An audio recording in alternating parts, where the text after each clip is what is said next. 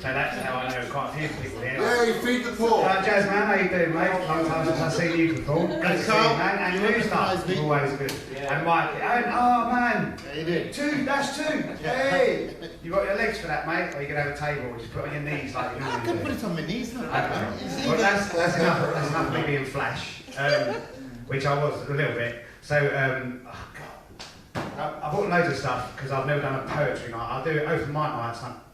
I've started performing these things that I've What's the food like lately? Lately, I'll tell you what, the food in the crown is pizza, basically. Pizza? Oh. Pizza. But, you know, it's something, isn't it? Yes. So, I was going to start with something that I know really well. And then I looked around and you're all really, like, polite. And you've all been really quiet. So I'll give you... No, not. You have been. Well, before the break, you were really respectful. And everyone went, "Have a pint." Cheers. So if you can join in with this one. So the answer is yeah.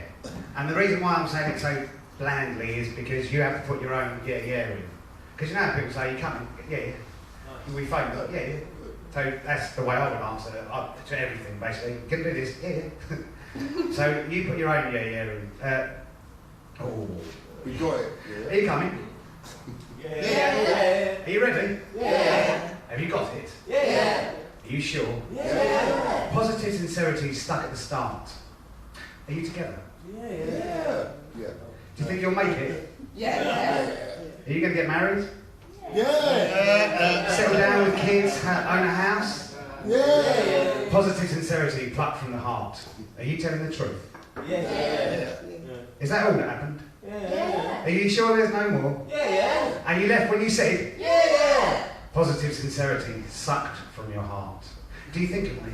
Yeah. Will you phone me later? Yeah. Did you hear what I said? Yeah. Do you know I love you? Yeah. Positive sincerity, fucked from the start. You're an idiot. Yeah. You're so stupid. Yeah. You're always the same. Yeah. You hear what you want. Yeah. Are you listening? Yeah. You must sleep with your wife then. Yeah. Can I take all your money as well? Yeah. Are you a giraffe? Yeah. Are you having a laugh? Yeah.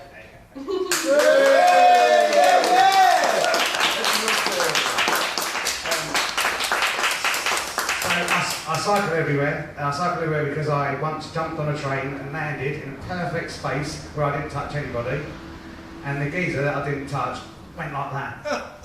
Anyway, I was about, I don't know, 24 and he was like 50, and he just nicked me deliberately, and I hadn't touched him at all. So I don't commute anymore because I got so angry that day that I nearly hit somebody that I didn't know. And so this is about commuting. I hit most people. Why hit someone you don't know? You don't know what they're like. They don't deserve it. People I know deserve to be hit. But they don't. No. Sorry, I don't know why I said that. So this is about commuting. And now I'm showing you. Wow. I'm so lucky I don't commute. Does anyone here commute? Yeah. Good. Right, so this is towards you but not at you. I'm so lucky I don't commute. What you guys do just doesn't compute. You guys get up at Sparrow's Park for some train driver to break your heart. For 1 month's journey you've already paid, only to find the train is cancelled or delayed. And if the train arrives on time, it's overcrowded and full of grime. You share your carriage with ones who stink. But the ones who I would hate, I think, are those that sit in aisle seats and tut about having to move their feet.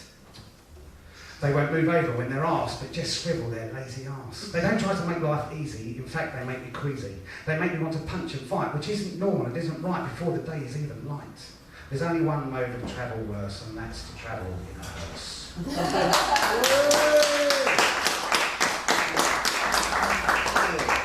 So, okay, I don't know how long I've got, so you have a choice, and then you have a choice, and then if I get more time, then I'll do the other one. Keep going. One's long and twee and nice, and one's a question for you.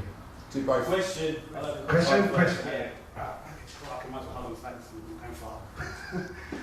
What am I is the question. I have no feelings, yet I touch all. I can be large, I can be small. I can be thin, I can be fat. I can be this, I can be that. I can be anything at all. I copy you in every way. I follow you every day. I say every word you say. If you stop, that's where I stay.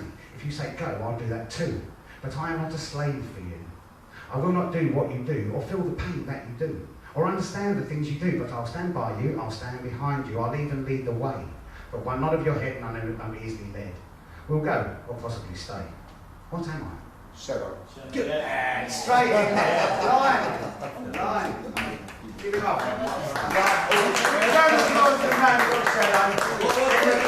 Shadow. So, Yeah. All right, Marvin. right, I got told if I sing that, it's time to get off. I haven't seen that yet, so I'll do the nice one. You're not looking. But this is called Jim. No, I'm just not looking at him, I'm just ignoring him. Like, he's there,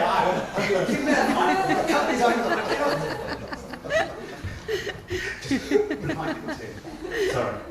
This is called Journey. Yeah.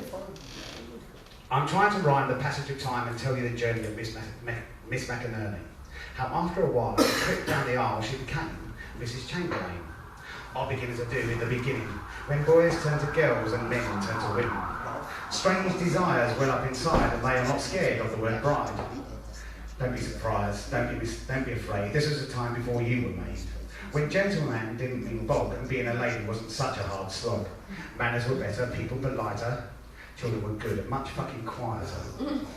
Joseph and Nora, yes, those were the names. Didn't know squat about video games. When she was little, she played hoop and stick, and when he was little, he thought cricket was quick. Are you getting the idea, understanding the score, or should I continue and compare us some more? These two didn't hook up by chance. They met every week at their local dance. They talked very little but danced quite a lot, and I am sure at times it got pretty hot. I mean in the summer and under the lights, not in his pants or in her tights. This was the time of courting and wooing, not like now with all the throwing and toing, when passion was something that just had to wait and kisses exchanged at her garden gates. Joseph was gentle and Joseph was kind. Nora was patient, she didn't mind. Nora would laugh at the jokes Joseph told, and ever so slightly Joseph grew bold. Nora would blush with her hand to her breast, and Joseph would imagine the rest. Soon came a time they would meet in the day, for tea at her parents, I would probably say, a quiet affair when fathers decide whether their daughters can become brides. Would he let Joseph take Nora away? He was, after all, the one with the say. It isn't like now in Britain today where all fathers do is pay. If they can be found, and if they have thousands of pounds, then their involvement is clear. Don't drink the whiskey, stick to the beer. Well, father approved and shook Joseph's hand, then our couple saved and they planned, and as soon as you liked, the big day arrived, and Joseph wondered how he'd survive the evenings he'd spent with his betrothed, so very close but still fully clothed. Nora felt it as well, but by her demeanour you couldn't tell. Her mother, who loved her, had said that it hurt, so Nora had good reason to keep being curt. But Joseph was gentle and Joseph was kind, and when Nora looked in his eyes, she would find love and affection, a sense of protection, a warmth from within. She knew what they had wasn't a sin, so held Joseph close with a big Cheshire grin. The church was full, the priest at his altar. Joseph prayed that he didn't falter. A quiet came down as the organ begun. The doors opened wide and let in the sun. Joseph turned to look at his bride, and Joseph's face filled up with pride as father and daughter walked down the aisle. Smiling Joe Chamberlain started to smile. And that's what it's like inside my head the day my grandparents wed.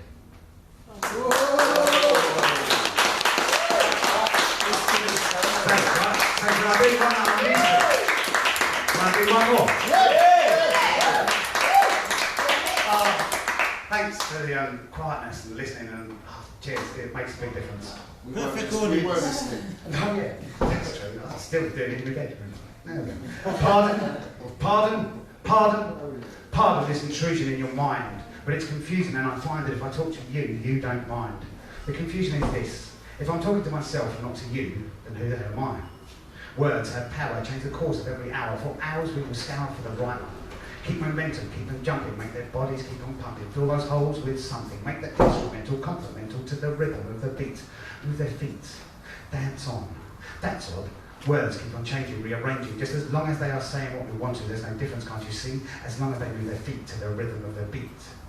Everybody know about the thing called E, make you dance like a G-Larry, quite a particle well sexy, keep moving, open up your mouth and make a pop one in it, swallow super tea, you can't love it a tonic, take her to your friend and make them in pop it, watch her spark, go forward to his bucket to the jar, gone crazy, eyes on the socket, girl, wine up and down, mass a cock like a rocket, spark and a purity, what we got million dollar pilot, 2 drop on a split, for no reach another planet.